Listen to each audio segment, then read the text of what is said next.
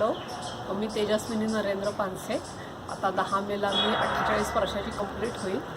तर मला माझा अनुभव शेअर करायला खूप आवडेल की मी अचानकच गेल्या महिन्यामध्ये मला जाणवलं की थोडा माझ्या चेहऱ्याला नमनेस आहे आणि आयब्रोज केल्यानंतर मला कळलं नाही. मग ते इट वॉज समथिंग सिरियस असं माझ्या लक्षात आलं. त्यामुळे मग मी न्यूरोलॉजिस्टकडे गेले.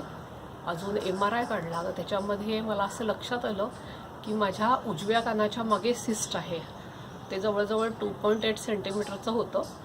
तर त्याच्यामुळे मला फ्रोझन टंग आणि नमनेस हा आणि ऐकू न येणं हे जरा 3 प्रॉब्लेम्स मेजर दिसत होते.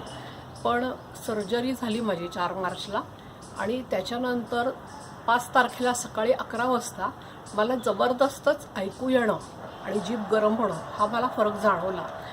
तर डॉक्टर अमित वाघ म्हणून आहेत, न्यूरोलॉजिस्ट सर्जन आहेत ते. त्यांनी माझी सर्जरी केली आणि मला त्याच्यातनं खूपच रिझल्ट चांगला मिळालेला आहे. स्पर्श म्हणून हॉस्पिटलमध्ये मी केलेली सर्जरी जी आहे ती.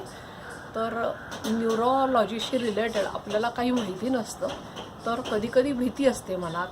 तर माझी इच्छा अशी आहे की तुम्हाला ही माहिती असायला पाहिजे आणि तुम्ही ही माहिती करून घ्यावी. बाकी मी आता खूप छान आहे, तेवढंच सांगायचं आहे.